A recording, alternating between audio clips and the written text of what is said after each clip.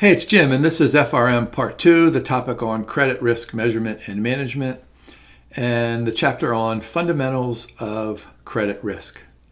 I've said this to you guys in previous recordings before. I'm going to go ahead and repeat it, and I teach this to my students all the time.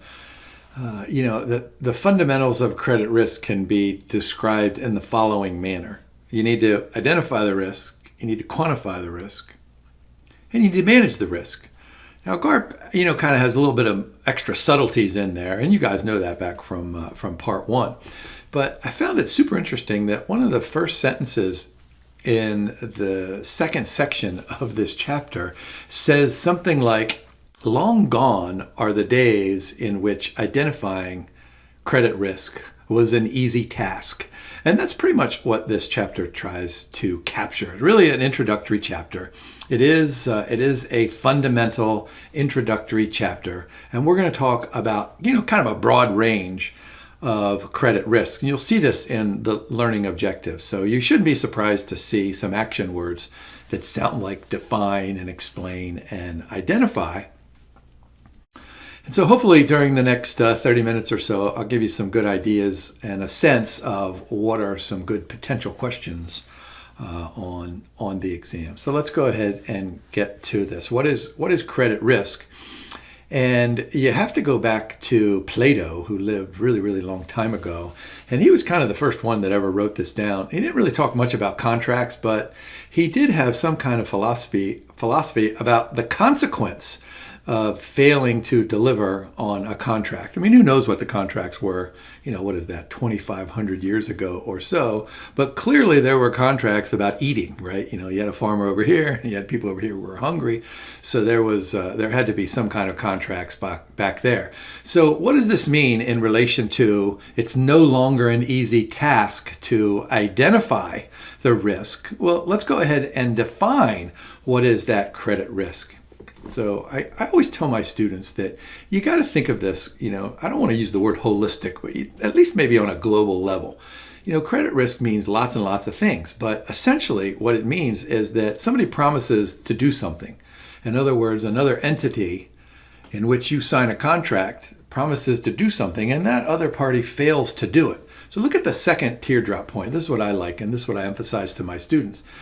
That the inability to fulfill an obligation, the unwillingness to fulfill an obligation, or a delay in the timing in fulfilling that obligation. So I think a really good exam question would be something like, hey, you signed a contract with this financial institution over there, and they have $1 trillion.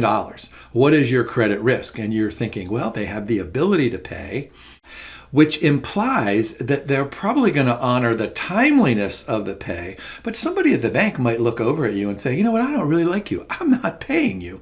There might be an unwillingness to pay. That's an extreme example here. So I think that's really the good question there. Now, go up to the first teardrop point, the possibility of financial loss. Now, what that means is that you could have a full loss. Like let's suppose you and I sign a contract and you owe me $100. Well, if you don't pay me that $100, that's a total failure, right? That's a total loss. But you might pick up the phone and say, hey, you know what, Jim? I owe you 100, but I only have 90. Will you take it? Well, I might say, sure, 90 is better than 0. So I'll take the 90, but I still have a $10 in loss because I was counting on, and my cash flow estimates were counting on you paying me that full amount. This is why we have that concept of loss given default, and we'll talk about that in another chapter. Yeah, legal liabilities, right? This is part here in the United States. This is part of our Constitution somewhere that, if you sign a contract, then you're legally liable, which means that there's a court system that you can go and figure out what's going on. Oral agreements can also be legally binding. I'm going to go ahead and say this is a really good exam question because what GARP could do is they could say, you know what, here's a whole bunch of stuff in the question stem, and they could say, but it's only an oral agreement. And then the question is, what do you do about this? It can be, doesn't have to be legally binding. I'll go back. You guys ever watch Seinfeld, the great Seinfeld episode where Jerry and George shake hands and they both agree to get engaged and get married? And they have a big fight over it because Jerry breaks up with his girlfriend because she's exactly like he is. Super, super funny episode. Here's another great exam question. And I prefer to have the learning objective sound something like not explain the distinctions, but tell me about the chronology. So I think if you look at these in terms of a chronology, you get a better sense of the distinctions, or at least the differences. So look at that definition for insolvency. This is the inability of a firm or a government to meet its short-term obligations. Insolvency always has the short-term involved. And that's why a lot of people get confused between the word insolvency and bankruptcy. Remember, bankruptcy, that's kind of a legal thing, a legal term that happens at the very end. But what happens initially is that an entity is unable to meet its short-term liabilities. So it can't make accounts payable, it can't make taxes payable, it can't make wages payable. You might remember from your corporate finance days, and we did this back in part one somewhere, where if you take a look at the current ratio, current assets over current liabilities, the technical definition of insolvency is a current ratio of less than 1. But lots and lots of firms and lots of institutions, they have current ratios of less than 1, and it's not really a sign of insolvency because they have massive cash flows supporting the right-hand side of the balance sheet. So look at that second clear point there. Potential precursor to bankruptcy. So that's what I was saying earlier. This is like the first stage. And then what happens? Then this entity is unable to meet, maybe a coupon payment on a bond, or maybe some kind of payment on a lease, or whatever it is. So that default, so if I'm Jim's Cement Company and you guys are my bond holders, and I can't make that 6-month coupon payment, maybe it's $50 per bond. I can't make that payment to you. So does that mean I default? I mean, it surely sounds like we're beginning the process of a default. So whenever you don't receive the full amount that on the right time and the timeliness of it, then that's a bond or a contract that is in default. Now, the next step then is, what do we do about it? So what could I do? I could come to you and say, you know what, I don't have $50. Well, you take $40. And maybe you will, maybe you won't. But we can kind of negotiate. We can restructure the terms. I can change the entire right-hand side of my balance sheet. But then, sooner or later, you guys are going to get tired of me. You're going to say, you know what, Jim, you're a loser. There's no way I'm going to trust you to restructure and renegotiate in good faith. We're bringing a judge in. So that's the legal process that occurs after default. So this is bankruptcy. And so a judge will come in, slam his or her gavel down and say, Jim, you're guilty. Remember, there's a chapter 7, there's a chapter 9, there's a chapter 11, there's chapter 13, there's chapter 85, there's chapter 427.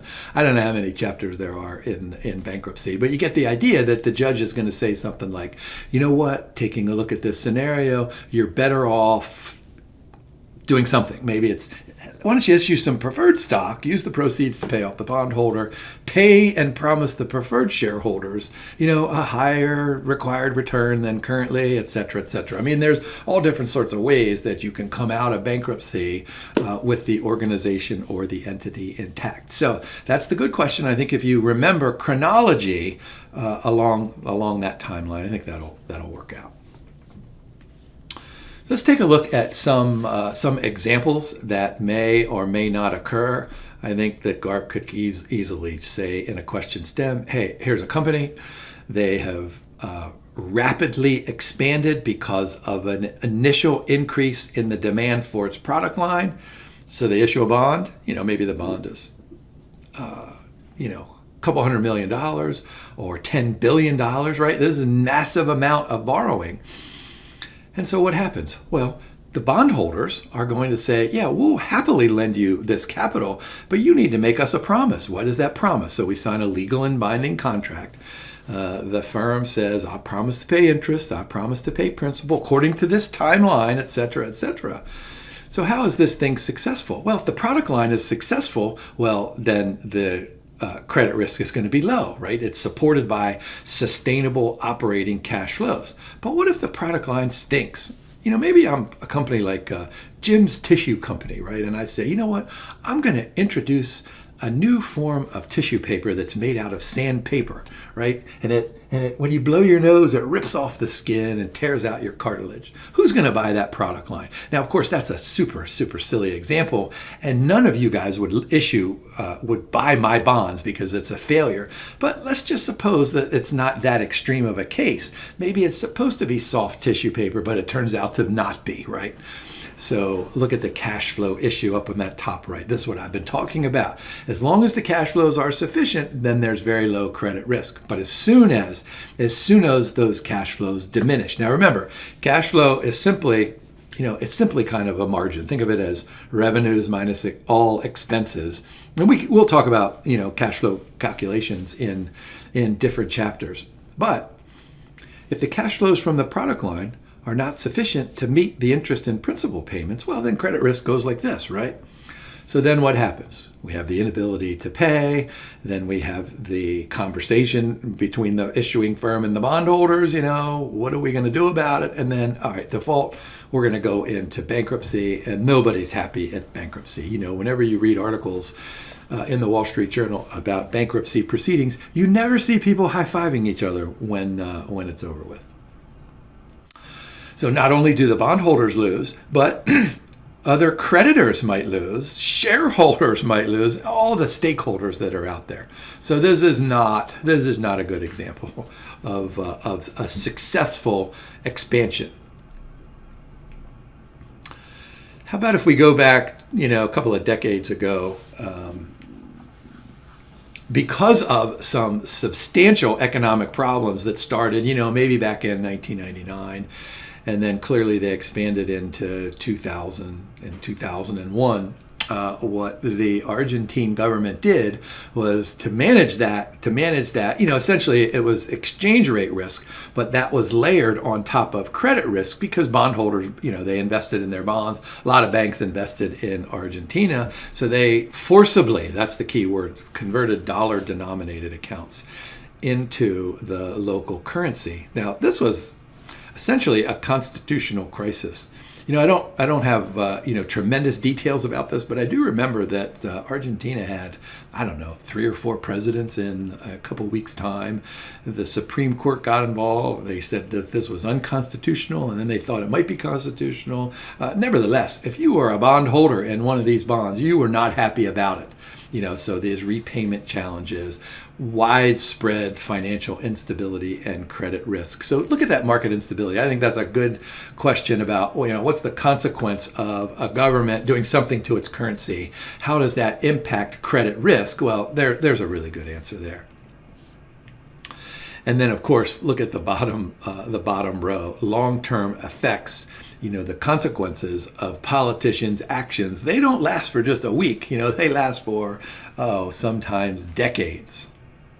I'll let you guys figure out what those politicians' consequences have been here in the United States. How about if we go to the validity of a contract? So this just goes back to you and I. Let's suppose I'm a Honeycrisp apple farmer. You guys eat Honeycrisp apples? I love these things. So I agree to sell 1,000 Honeycrisp apples to you, and you agree to pay me. Let's see, Honeycrisp apple. What are they? About $2 a piece. So you agree to pay me $2,000. So we have this contract.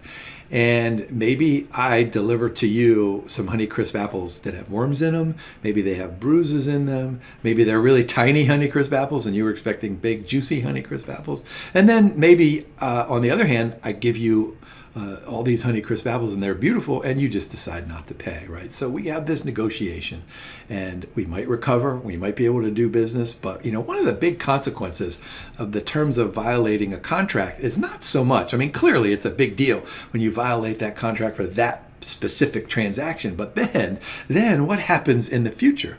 If I'm a bad Honeycrisp apple farmer and I fail to deliver the high quality apples to you, you're going to tell all your friends out there, and sooner or later I'm going to be out of business.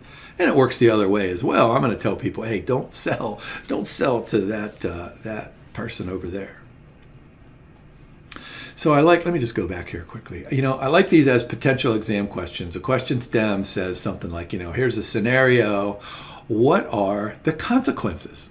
What are the conditions under which they're going to be, some kind of a failure? In other words, how does this relate to credit risk? Now, a large part of this chapter is to identify and describe transactions. So there's a handful of these that generate credit risk. And, if we were in a law class, I could sit here and talk about this very first lending example for probably 27 years. I remember when I was in college, I had my professor was a lawyer, and he was a former football player at the school that I attended, and I was super excited about his class. But man, it was so dull. I didn't have any interest in learning about any of those business law items. But it's super important here. So let's try to figure this out. Look at the box down below. We've got lenders on the one side. We have borrowers on the other side. So what happens here? Lending, there's an explicit promise, right? The borrower says, I promise to repay you the principal amount, and I promise to pay you regular interest payments. So there we have principal plus interest down at the bottom in exchange for the loan, which occurs at time period 0, right? So what do we have to worry about? The risk of non-payment or delayed payments. Don't forget about what I said a few moments ago about the importance of the delay. Like what example did I give you? Suppose the coupon rate was, what was it, $50 or so coupon payment? Suppose that I was supposed to pay you on Friday $50, but I don't pay you till Monday. Is that credit risk? Absolutely, that's credit. You still get your $50, but you don't get it on the exact day that you were promised. So, over the weekend, you could take that borrower to court, assuming courts are open over the weekends. I don't know that they are. Yeah, look at the bottom bullet point. Legal and enforcement costs. If you're going to sue me, you're going to have to pay a lawyer. And so, boy, you have to figure out. I tell my students this all the time. You see me do this in book 1 videos. Marginal costs versus marginal benefits. Leasing, this is super similar to lending, but what happens is that instead of taking possession of an asset, you just lease the asset. And, I always think about... whenever I fly, I always look out, when you're on the tarmac and you look and you see 1,000 planes and you're like 943rd in line to take off. And I always wonder, who owns all these planes? Southwest own that plane, or did they lease that plane? United Airlines, are they leasing that one? But I also have loved taking my children and grandchildren to these agricultural shows over the years. And you see these massive tractors, whatever they're used for, harvesting. And I love putting my grandson right up there, taking a picture. He looks like his little pea, and behind all this huge piece of equipment. But of course, farmers in my area, they can't afford to buy that thing, but they could probably afford to lease it. So the credit risk, it's not identical, but it's super similar. Notice we have the leased asset going one way, and we have the regular future payments going in the other direction. So all the stuff that holds true here about non-repayment and timing and interest and all that applies for leasing as well. I'm always fascinated about accounts receivable. I teach my students this in our corporate finance all the time. When we compute the operating cash flows, when we start with revenues, and I tell my students, look, we're only going to start with cash revenues. And when we have a sale with an accounts receivable, we're not including that in the revenues until we collect the cash. Now, we might collect that cash in 10 days or 2 weeks or a month, whatever that might be.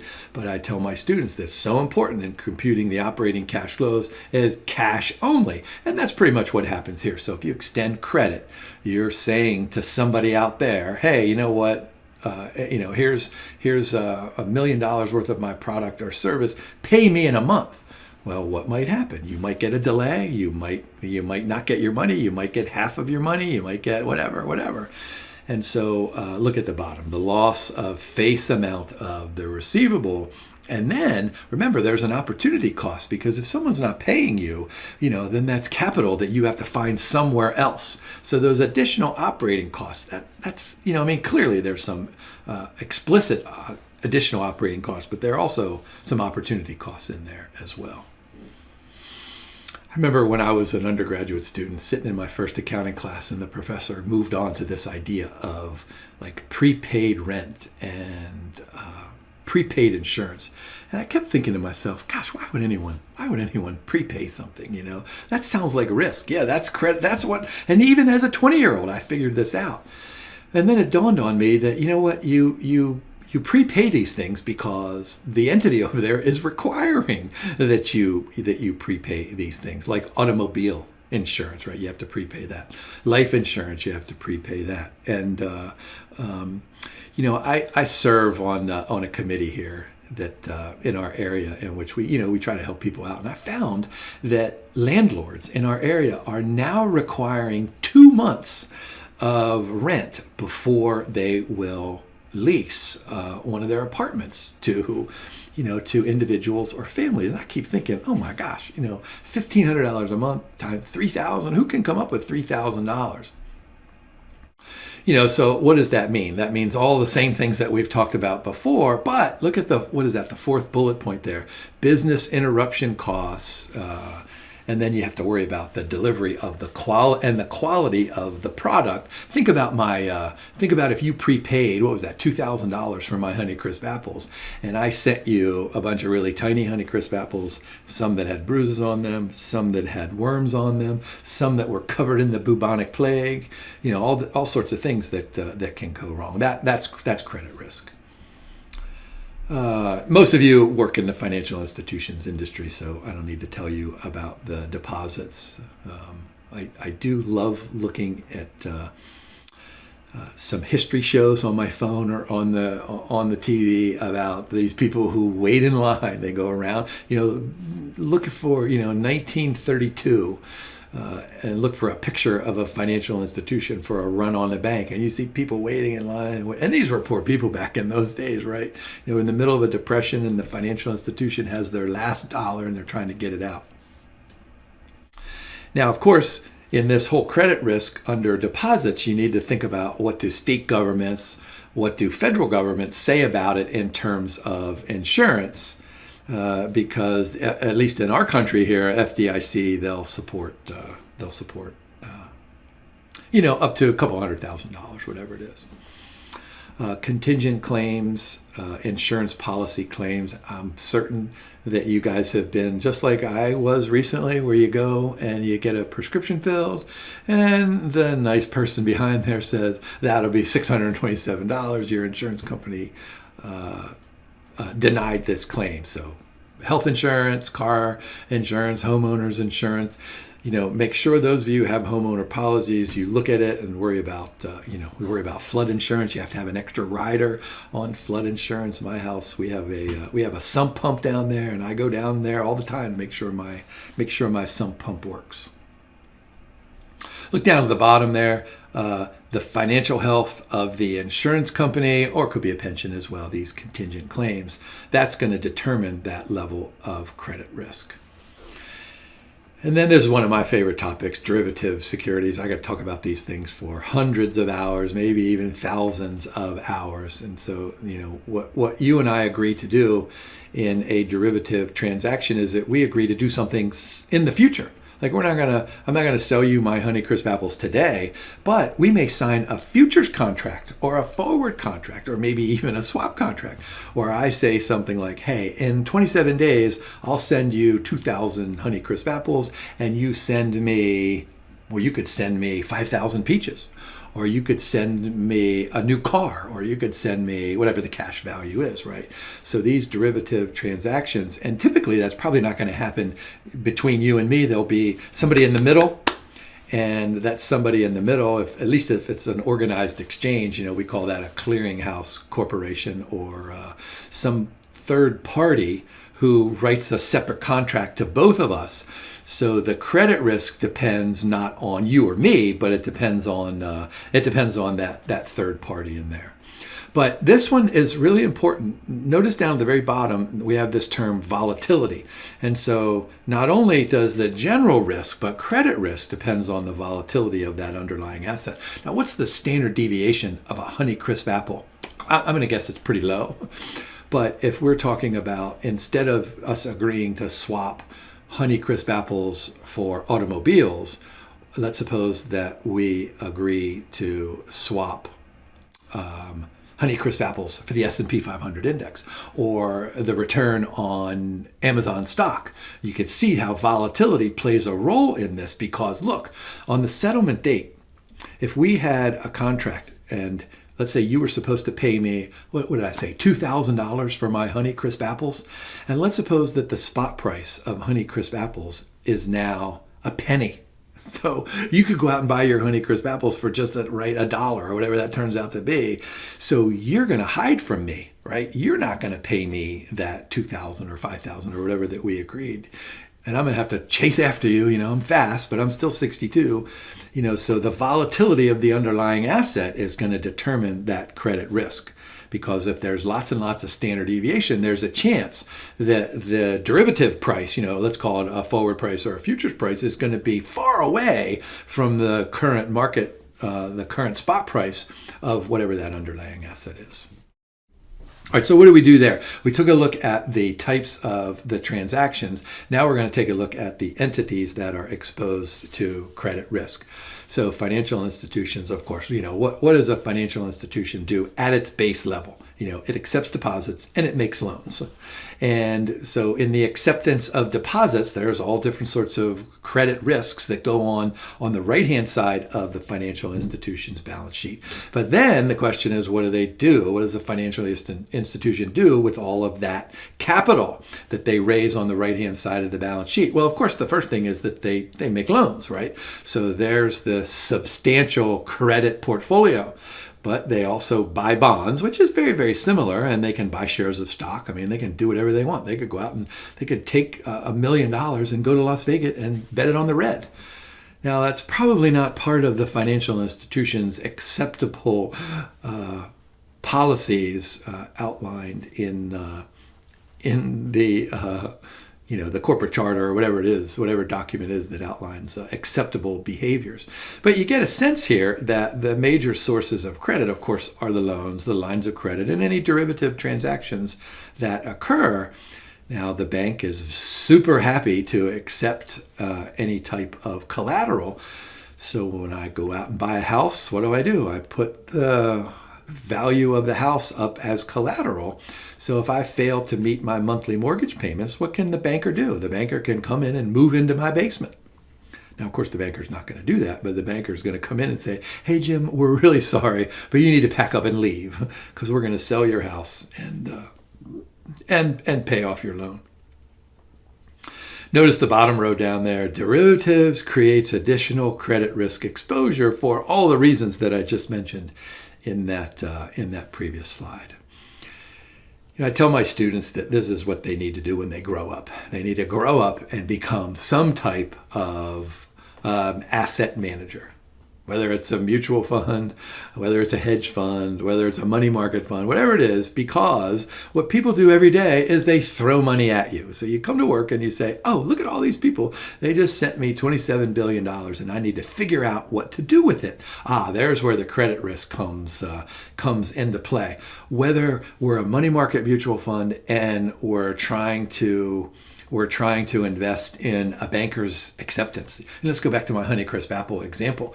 Suppose that I, instead of selling you the Honeycrisp apples, I sell somebody way, way over there. And that way, way over there is another country. Like maybe there's a German over there that wants to make Honeycrisp apple wine. So what's going to happen? Well, the German wine manufacturer is going to say, hey, Jim, send me your Honeycrisp apples. When I get them, I'll pay. And I say, wait a minute, I don't know you. I'm not flying to Germany to try to get my money back. I'm going to say, you pay me first, and then I'll send you the Honeycrisp apples.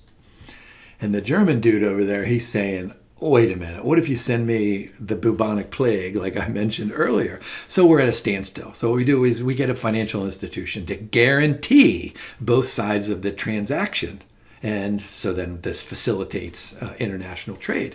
So I send you the Honeycrisp apples. I get this guarantee from a bank, and then I can sell it. And that's when it becomes a banker's acceptance. So here we are, an asset manager, a money market mutual fund manager. You may buy that banker's acceptance. So there's the credit risk, and that credit risk depends on the financial institution. It doesn't depend on me. It doesn't depend on the German dude. It depends on the financial institution over there. And so that's true for equities. That's true for corporate bonds. It's true for municipal bonds. I mean, look, do a quick search here as you're watching my recording.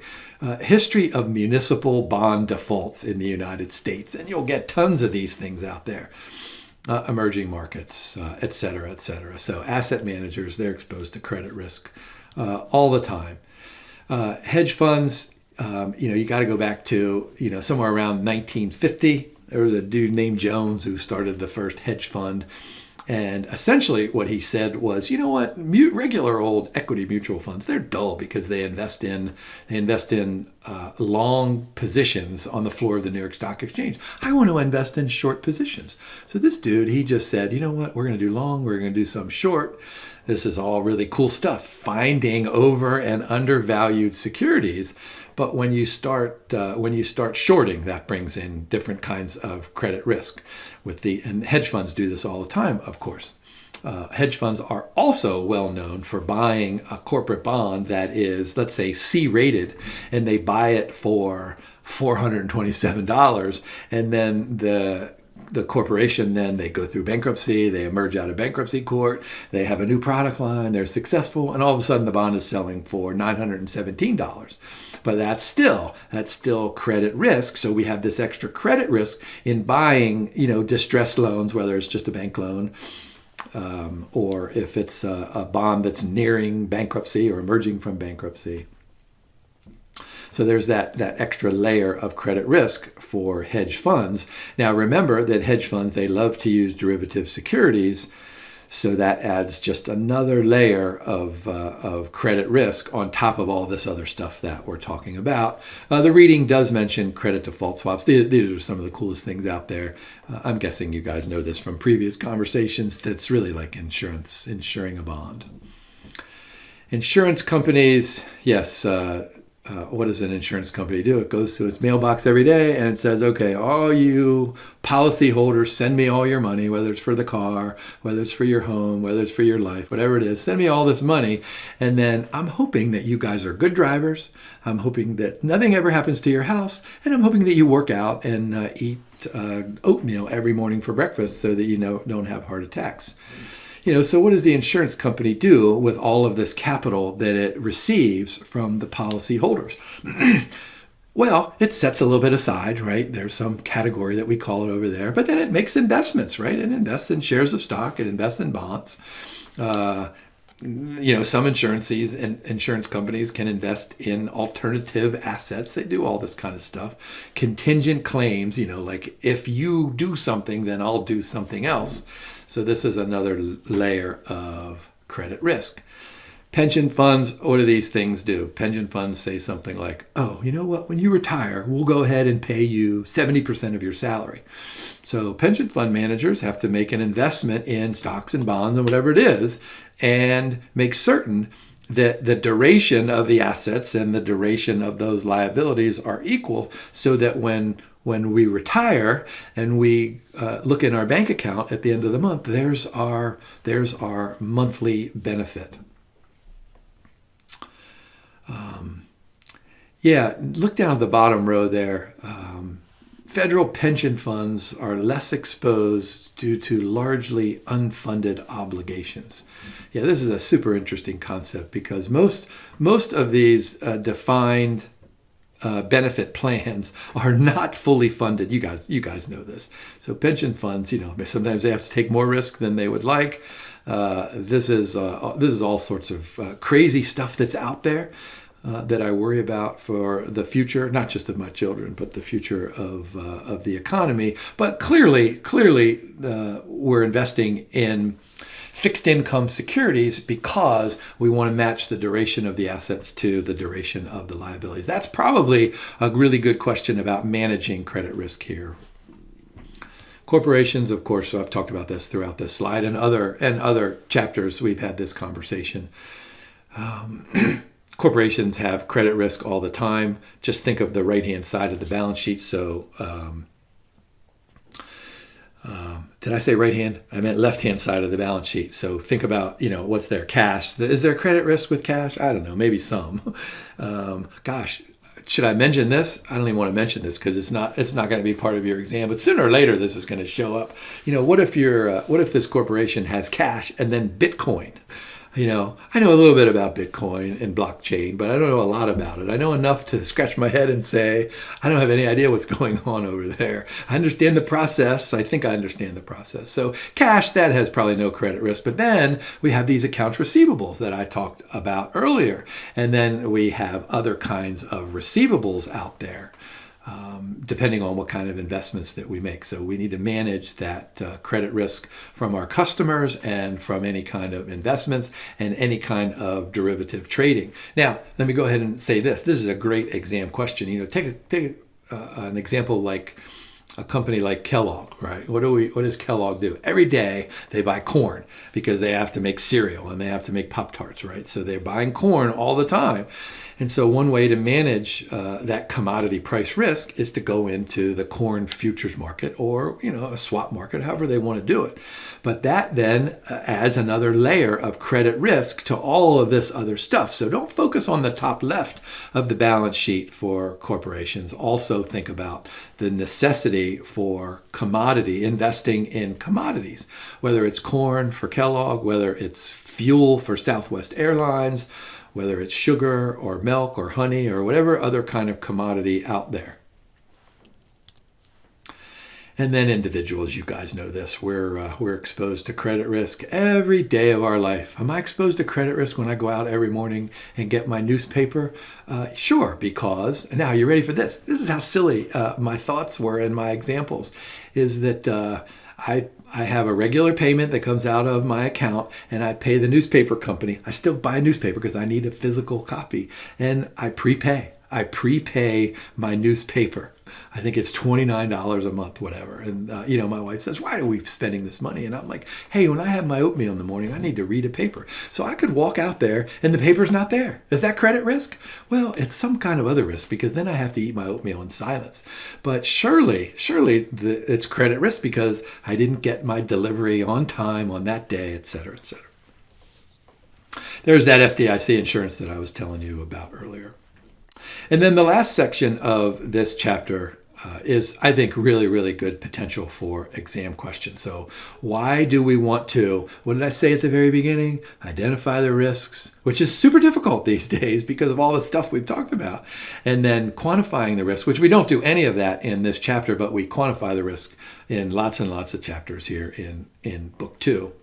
And a return on equity. So what are we doing? We're trying to survive, right? And so the key element there, if I'm creating a question, is sustainability, right? What do we want to do? We want to generate sustainable cash flows so that we can manage all of our risk. Now, on the other side of the balance sheet, what we want to do is make sure that we do a thorough credit analysis, right? If we're going to extend an accounts receivable or any kind of a receivable, whatever it is, we want to make sure that that other entity over there, that person can pay, right? We want to look at their sustainable cash flows and all that kind of stuff. And then profitability, what do we want to do with this managing risk? What do we want to do about quantifying the risk? The more we know about risk, the more we quantify it, and then we have a better chance to decide which tool is appropriate to manage it. And then, of course, what's the goal of any business is to maximize shareholder wealth. And so what do we want to do? We want to make certain that our return on equity is A, high and trending upwards, and B, superior to our competitors. Yeah, that takes us through all of our learning objectives. This was super fun for me. I hope it was for you. Thanks for watching, and good luck studying.